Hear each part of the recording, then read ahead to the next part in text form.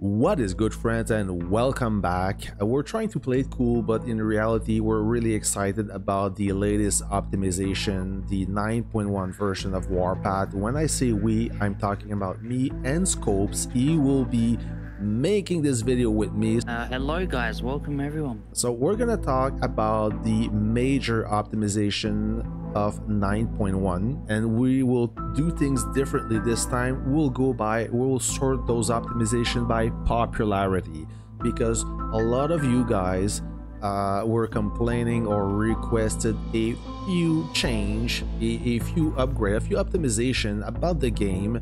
And Lilith decided to listen to us, and they bring us this awesome update that will fix most of our complaints, that will address most of our complaints about a few little things that they were bothering us. Like we're talking about quality of life upgrades and little things that makes a huge difference. Before talking about those optimization, I want to talk about what excited me the most is the new surprise attack feature that will be available in San Francisco. Now, I'm not sure if this will be an align skill or something that you can trigger. Why am I excited about this is, first of all, we're gonna read the description. So you will be able to airlift to a neutral village. As you know, in a conquest, you can only airlift in a claimed land, and you have this security feeling that nobody can ambush you. But this won't happen anymore, as now the enemy will have the ability to drop in even in a building being built, even in a village being built, to ambush you. So that will be a huge game changer. That will completely change the dimension of the conquest. Not only that, but the occupied strategic places will no longer buff you. So if you are on the dominating side, the coalition, and you may have the military lab, a fort, a blockhouse, all of those buffs will be rendered invalid, meaning that the alliance getting dominated will have this equalizer in their favor. The alliance that will launch the surprise attack will earn some buff by completing surprise attack missions, and the rewards for missions related to strategic places will be reduced, meaning that if you wanted to cap a point of interest during that surprise attack, this reward will be reduced. Kind of a curveball that Lilith throws at us, and you may be worried about that, but keep in mind you can launch that surprise attack as well. So imagine for a second, just in the real life scenario in game, let's say that first of all you are knocking on the door of the blockhouse, it is about to get burned out, and as soon as it burns out, the rival alliance launched the surprise attack and they just airdrop right next to the town hall. Imagine that. If that would be possible, that would be crazy. Or again, another silly scenario that the alliance from the opposition, so it's a 4v4, so you have 4 enemies, and they decide to launch those surprise attack one by one in sequence. Imagine how stressful that would. And now let's get back to all those optimization sorted by popularity. I'm gonna start with the first key feature. The super heavy will gain a buff. So now it will be more resistant against alliance skill damage. This is a good news for all your super heavy players. You were kind of left out with that unit. MBT will have an increase in armor damage and armor depth. Just to give you an idea, this is my current MBT. It got 490.4 millimeter of sloped armor, so I gained 20 millimeters of armor. It doesn't mean much, but maybe in game I will see an improvement. As for my Marty's Watch artillery, I'm at 14.4 million firepower. Before the update, I was at 12.3 million firepower, so quite a significant upgrade for the red artillery. The officer mission for me has been it's one of those things I do not look forward to every time I wake up, just before I go to bed. It's just a pain, you know, always having to be able to just go through each and every one. And believe it or not, I have multiple accounts, so owning multiple accounts, just knowing I've got to do all these officer missions again and again every day, and I've been wanting this for so long, and honestly, I think this might even be one of my most favorite things, just because of the amount of time it's going to save. Like, this will save you at least 20 minutes of my day from going across all accounts. But this is the first time I'm seeing it in action. And is it oh man, I can't speak. Is that a successful for 100% on all of them? Yeah, as long as you have an officer at level 50 and more of experience, you have a guaranteed success. So if you have a few of them, I guess that you no longer have to search and find the proper mission and the proper officer. That will save you a lot of time and headaches. It was time consuming, right? And getting boring. So now we are saving a lot of time thanks to that officer mission optimization. Agreed, 100%. Honestly, it's one of the most, you know, thoughtful things that Lilith have done for us for in a while. Perfect. So with this new army group, I don't know every single information. The one I'm looking forward to the most is the ability to finally be able to transfer ownership of the group over to someone. Now, I'm not too sure about you, Mag, but for me, I'm actually in a silver alliance on my main account, so we've not got the, you know, the largest amount of members. We only have around 40. So of an evening when I'm playing, it tends to be that we don't actually have as many members on as we'd like to. So you know, with that being said, if I want to transfer, you know, give units to someone else, I disband mine, and then obviously they start it up. We don't have everyone on to be able to actually fill that rally up within, you know, that it takes a while. It takes a couple of hours sometimes. So just having this to be able to give over that full rally to someone else without having to lose those offline units, I think this is, you know, easily probably the greatest you know, optimization from Lilith in a very long time. There's a few more things about the army group, like you can the owner of the group stays the owner of the group even if the unit is fully destroyed, meaning that if he was sleeping on the job, now you know who did the mistake. The other feature I want to talk about is the change for the opening schedule for the key asset when you are in a conquest. A lot of commanders, they complain, especially the commanders from Europe, they complain that the opening time was wrong for them. It happens most of the time during the reset. For me, it's awesome. Reset time is usually 7 or 8, depending of if it's daylight time. It's perfect for me. However, some of you may disagree with that, and their alliance were suffering because most of those players were from a time zone that they were sleeping during those key moments, being highly disadvantaged over the enemy. So this will be fixed. There will be 2 opening time, which is 8 UTC and 16 UTC. So 16 UTC, it's 2 in the afternoon, if I recall, and 8 UTC, I'm sleeping. So for me, not the best time. However, if that opening happened during a Saturday, that's not too bad. A Friday could be an issue. So maybe they should have a rotation, a variable time where it keeps rotating between in favor of the American and in favor of the European. That would be ideal. Anyway, so they changed that, trying to accommodate everyone. The other cool feature that a lot of you guys were asking is the coordinated march. Now, the coordinate march, what happened is when you have to move in a conquest, let's say you have to roll a lot, and your fast unit always arrive at destination before your base truck and your artillery. And this could be a problem. Now, when you want to move a long distance,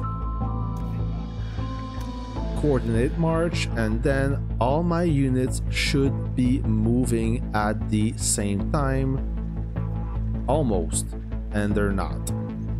So let's do that again. So I pack my base and coordinated march. So now all my units move at the same speed. They will adjust to the slowest rolling unit, which in my case, it's my base truck. Now, this is good and bad. I mean, it could play for you or against you. Before, all your fast unit will arrive at destination first.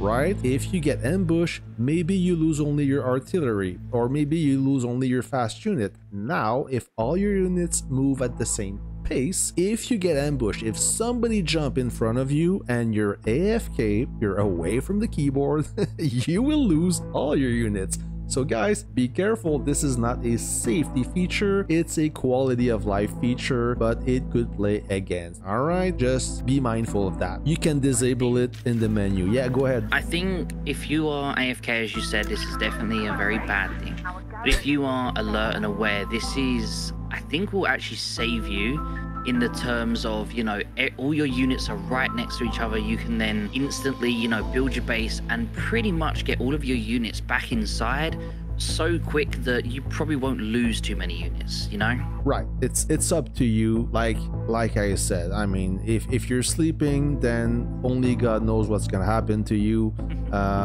So it's your fault. Don't blame the enemy, blame yourself. Now the next update or optimization is the Watchtower and the wall buff. So Scope, if you want to go ahead and expand a little bit on that. I'm not too familiar with how much added it's going to be giving you, but I have seen obviously that when you are a much higher, you know, with your walls are upgraded a lot higher, you are going to see a significant increase in your firepower. And I do believe in a little, is it including any defense at all, or is it just pure firepower? So enhance the strength of the anti-aircraft fire base. So the fire base, I believe, is this thing right there. Yep. So if it increases, without going into numbers, I believe that the goal here is to gain extra or to augment or increase the defense against bombers. I guess that Lilith, they want to not prevent, but they want to minimize the effect of bombers against bases. They rather that you siege them than bombing them. That's what I understand. It used to be much worse in the past, where a few bombers could destroy a base. Now, a few updates ago, it was getting harder, and I guess it's going to be even harder. So maybe that was the desired effect from Lilith. I don't know.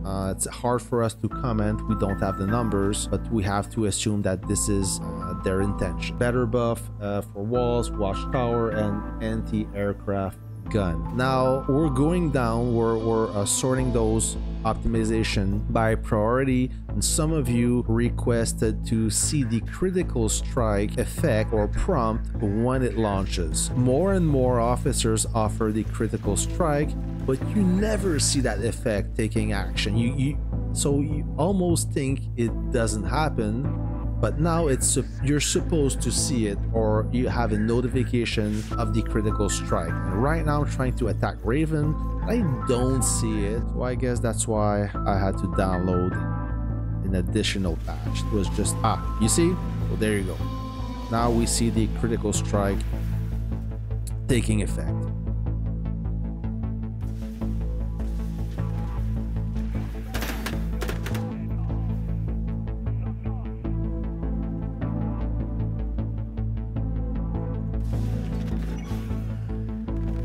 You see the little logo and the damage dealt by the critical strike. Awesome. For the voice chat feature, I know some of you are using Discord voice chat, but let's say that you are in the middle of the battle, you're busy fighting, and most of the time you have good intention to create a voice chat channel and talk with your buddies, but you completely forget about that as you are focused on fighting. Well, now Lilith add a voice chat feature.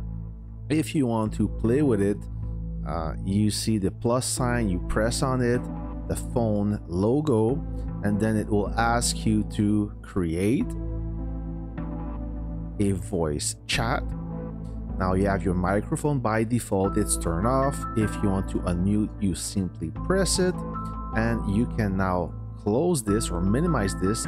Now your voice chat will be enabled. So if you start talking, anyone that are in the channel and have this voice chat activated will be able to hear and talk back to you. It's so simple. Now it's inside the game. You don't have to turn it on or switch app, it's right in there. Quite useful. And friends, if you don't believe in voice chat, you should start to believe in the channel, as it will change, it will enhance your game experience. It is much faster to speak rather than to type and put flags. So with this feature, you'll be able to respond faster on the battlefield. That being said, I mean, I really do hope that they've, you know, fixed the pathing, because some of that pathing would take just so long to travel and it was very unnecessary. It was ridiculous at one point, almost comical, that your enemy would make a huge detour, and in some cases they would fall right into a trap where the enemy was waiting. It happened to be there and I lost troop because of it. In the end, I laugh about it, but it was kind of a feature or problem that keeps coming back. And I remember Lilith said that they would improve it. Nothing changed much. But now I'm gonna take their word for it and we will test it and we will report back. But I'm sure that they took this issue seriously this time, as it was a problem. I think that this patch is one of the best update we got. It fixed a lot of problems that a lot of you guys, a lot of you friends requested months ago. I mean, we finally got it. I'm very happy about it. And by the way, friends, so if you don't know Scopes, he's a new content creator for Warpath, as he do mainly Call of Duty, and I think you do other games. What game do you cover, Scopes? So on my main channel, as you just mentioned, it is Call of Duty. But I've got a lot of people have just been asking me to, you know, just try out some other games. So that's why, you know, I've been playing Warpath now for 2 years, and I just thought, you know what, I really want to help people. It was mostly to help people in my alliance. Obviously, being a smaller alliance, just, you know, they're not getting the information from the big boys of what to do correctly. So I wanted to start making content on pretty much helping everyone, whether you're new or old to the game, and maybe just point them in the right direction, you know? Awesome. So for you friends, I will put Scope's channel in the video description. I will also put the developer's note in the video description. Those notes tend to disappear after the patch is released, so if you want to review everything, by a simple click you will be able to access all that useful information. Until then, friends, I'm gonna wish you a good night. I'm gonna go to sleep now. It's 1:30 in the morning. And I'll catch you on the next video. Thank you for having me. Stayed up till it's 6:30 in the morning for me now, so I'm definitely gonna go jump in bed. But thank you so much for having me. I really appreciate it. All right, friends. See ya.